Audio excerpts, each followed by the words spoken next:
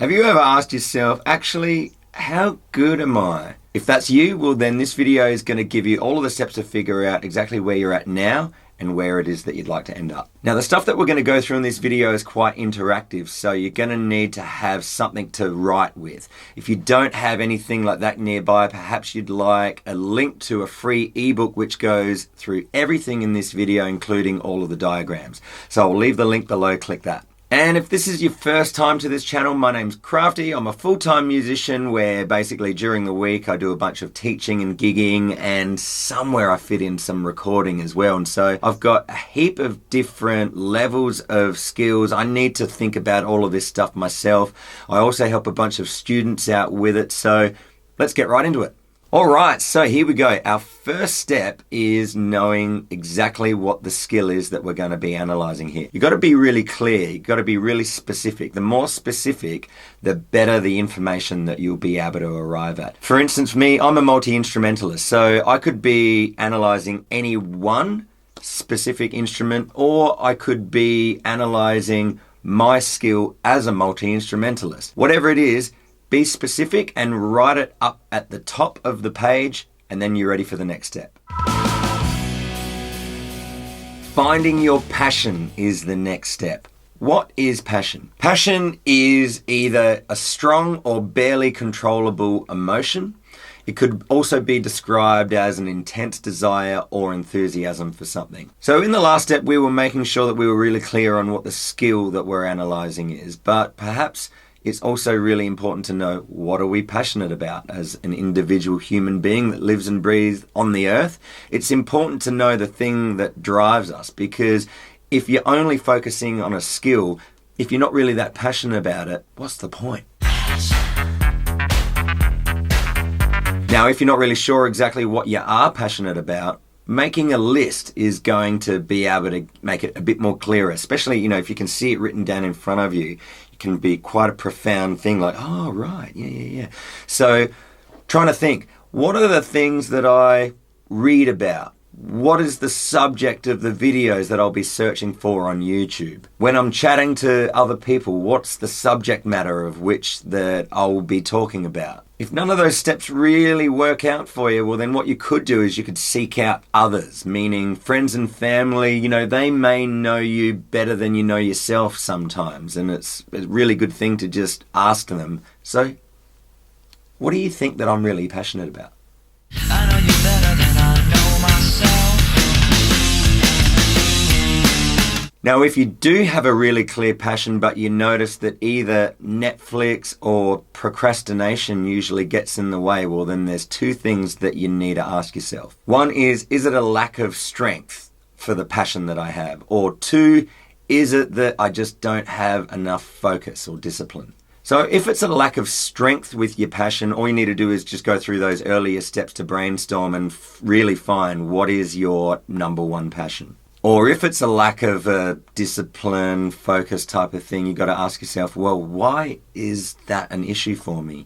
And then if you figure that out, then figure out, well, what are the steps that I can take to be able to overcome it? Okay, so next up is a SWOT analysis. If you've ever done any business training before, of course you would have heard of a SWOT analysis. It stands for strengths, weaknesses, opportunities and threats. For me personally, learning this was a really big, profound thing because, really taking a good, deep, hard look inside and realizing like, okay, well, these are the things that are my strengths, which is great. But, being conscious of whatever our weaknesses are as people is a good thing, because it means that if you spend more time on them, then they're not as weak anymore. And it also aligns because your strengths are actually really close in proximity to whatever opportunities could be in store for you. And also whatever weaknesses you have or whatever weaknesses are within your industry, they could possibly lead to some threats. And so it's really good being aware and conscious of everything in a SWOT analysis. Skynet has become self-aware. So you're going to either need to write out the diagram on a sheet of paper in front of you, or just print out the one off of the ebook and get brainstorming. Okay, so for this next step, we need 3 columns. As you can see here, on the left, we've got last year wins. In the middle, we've got what's working now. And on the right, we've got goals. And so in each column, set a timer for 1 minute and brainstorm as many possible things that you can think of under each heading.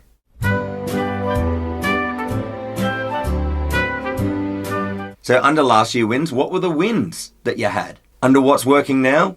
Well, what is working for you right now? Well, duh. And then in that last column, think about what are your goals for the future. Now, you don't need to overthink this. You just need to pummel as much stuff that just whatever comes to your mind in a minute, then just write it down. It can be immediate goals. It could be long-term goals.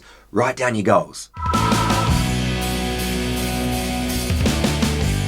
All right, so here we go. So this is our last step. What we're going to do is we're going to make sure that the goals that we brainstormed before are some pretty clear goals that we're definitely really keen on.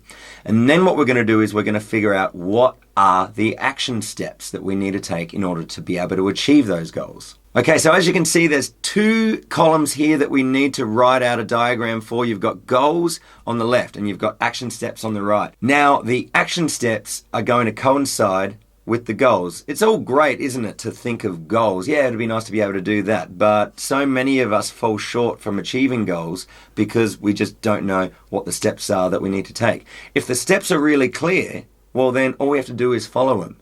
It actually is so much easier just if you know what the steps are. So make sure that you leave enough room between the goals that you've written down in the goals column so that you can write out a bunch of steps in the action steps column. Now, if you're anything like me, sometimes seeing a goal written down and seeing some big actionable steps that you need to take, might make you feel a bit overwhelmed, a little bit like, oh God, I don't know if I can do all of that work. Now, you just need to create some momentum for yourself if you ever feel like that. Now, how do you create momentum?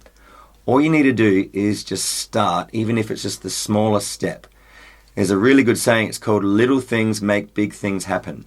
And so the best way to achieve momentum is just by getting some small wins. The smaller wins will then start manifesting into big wins, and then all of a sudden you'll really start to look like that there's a light at the end of the tunnel to be able to achieve your goals. Now, we're all susceptible to losing momentum at times, and so the best way to be able to get ourselves back on track is to be able to have ways of being accountable. Now, I've got many suggestions myself, but I'm going to ask you 2 questions. So the first one is, what is something that could keep you in check? And the second one is, what's something that could help get me over the line? Now, do me a favor, let me know in the comments below what were some answers that you came up with. In the ebook, I give you a bunch of extra suggestions myself, and I also give you a bunch of ways of being able to develop a habit, because let's face it, if you have all of these great intentions, but shiny stuff and life gets in the way, well, you're going to be struggling making sure that you keep your momentum and ways of being accountable. It's force of habit.